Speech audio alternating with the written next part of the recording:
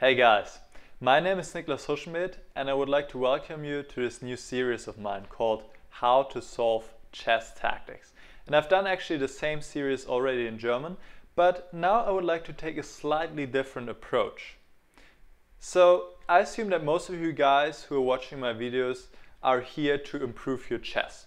And I think you're definitely in the right place. But in order to do so, I believe it's important to not only passively watch my videos, but also actively be involved. And with this series and also with my upcoming videos, I would like to try to get you more involved and to encourage you to also use your brain and try to solve positions and to actively think. So most of you probably know that tactics and calculation is a very important element in chess, because maybe 80 or 90% of chess games are decided through tactical mistakes, or because one of the players was better able to calculate a specific line, or maybe better able to evaluate the resulting position in his head and obviously had an edge. So let's go ahead and solve some tactics. So we are here in at the tactics trainer of Chess24. You can find this tactics trainer through learn and then tactics trainer, and as a registered user you can solve 5 tactics per day. So I'll go ahead and start, and what I would like to do now is that you stop the video and try to solve the position yourself. Okay, so you can go ahead and stop it right now, and then I'm going to show you what I came up with, because I'm going to try to solve the position, and we can compare our ideas and thoughts, and you maybe can see what my approach is and how it compared to yours. So stop the video right now, and then I will now try to solve it. Alright, so what's going on? My knight is attacked on h5. Are there some possibilities around the king? Could I sacrifice on g7? King takes. That would give me a perpetual. The question is now, do I have more than a perpetual? Okay. Knight takes, king takes, queen f6, king g8. Can I bring maybe a rook or the knight into the attack somehow? Doesn't look like it's going to work, because, well, my knight is here on the 3rd rank, kind of blocking the way for the rook to come, and also my knight can't really get into play. So it looks like it's only perpetual. So let's see what are other candidate moves. So in the beginning, when I try to solve tactics, or in general during my games, when I know it's a tactic position on the board, I usually first check moves where I take material or moves where I give a check. So we did that already. I checked knight f6, knight takes g7. Well, knight f6 I could check again. G takes f6, e takes f6. Now obviously my idea to mate, but it seems the black can defend with queen f5 and bring the queen to g6. So that doesn't work. So what are other candidate moves? And again, if maybe knight f6 and knight takes g7 was your candidate and it didn't quite work, you can again stop the video and try to take another look. So now I see that maybe something is going on this diagonal. What about the move e6? So obviously black can't take with the pawn because the bishop would be hanging, so he has to take with the bishop. Okay, and now again I can check if there are some more possibilities in the position. If I play queen g5, then well, black can still answer with f6. So what else is there? e6 looks like there might be something going on. Queen g3, f6, it's the same thing, but maybe knight e5. And the idea is that after knight takes e5, queen takes e5, again there's a mate on g7, but black this time can't play f6. Well, he has to actually, but then he loses his bishop on e6. So this seems to be a solution, but I should one more time check if it's really working. So e6, And you should also always do it in your games. Just go through the line, and the longer the variation is, the more likely it is that you maybe made a mistake somewhere and overlooked a move by your opponent. So e6, black has to take with the bishop, okay? There's no other move because this queen is attacked, obviously, and this bishop is attacked. So knight e5. Now, black doesn't have to take, but what else can he do? I mean, he can move the queen, he can move to c7, but then I take on c6. My queen is protected by the knight on h5. So he has to take back, and then it's pretty much the same thing, queen e5, and winning the bishop. So I'll play it right now. And I should change the speed real quick. Here we go, because otherwise it's maybe a little bit fast. And yeah, now I obviously take on e6 and I solve the position. So now we could take a look at it again, but I don't think there's anything which has to be added. So let's go to the next position. And by the way, I don't want to mention it every single time. So just at the beginning of the tactic, just stop the video if you would like to have the maximum training effect. All right. So I'll go ahead and try to solve it right now. So let's see what's going on. Some back rank issues, mate is threatening. So that means already, okay, I gotta do something with check. There's no other way, because if I have to play a passive move here like rook g1, that can't be the solution. So what are my possibilities to give check? Pretty easy. Only one is there, which is queen takes c7.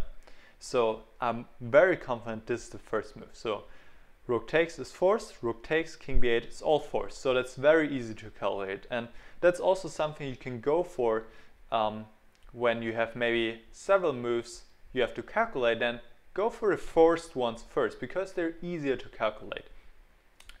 So after king b8, now the question is, where do I move my rook? I mean, I have lots of ways to give a discovered check. It doesn't help seemingly to win the queen back, because then I didn't win anything. That was just queen exchange pretty much. So let's see if I can move my rook somewhere else. Say to just move back to c1. So it's check. King has to move to the a file. Okay. And then I give another check on a1. Bishop has to go on to a6. And well, that requires a lot of calculation, but it's all forced, so it's not that difficult. So bishop has to go here. I can take with my a rook. King has to go to b7. Then I give another check with the e rook. King goes to c8. And then I believe I can just exchange with rook b8 and rook takes d8, the rook on d8, and then give one more check on d6, finally winning the queen, and I'm up a bishop. And in this example, there are really no possibilities for black to deviate in any way. I mean, I don't see it. It's all with check. There's no way, nothing black can do. So we can just go ahead and play this. So now I just move my rook somewhere else. Okay, I have to check one more time. Is rook d6 maybe a problem? No, I can simply take this rook with the bishop.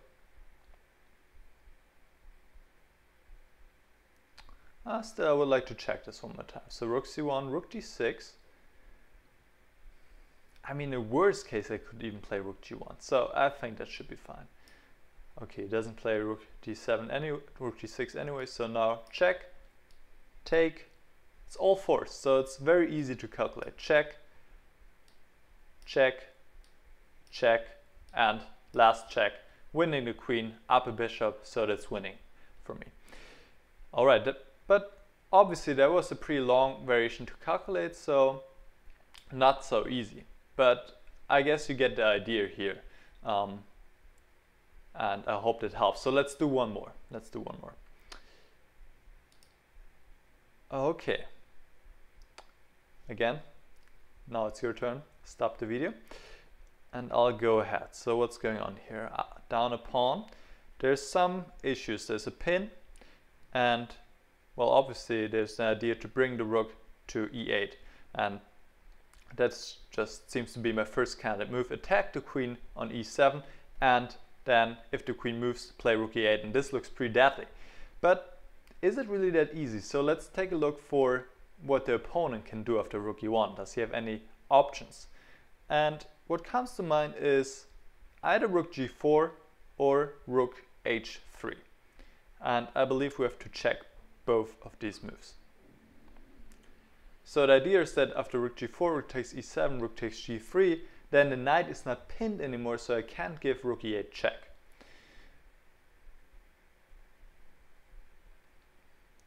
And if I move my queen, let's say to f2, then again the knight is not pinned anymore and he can simply move his queen.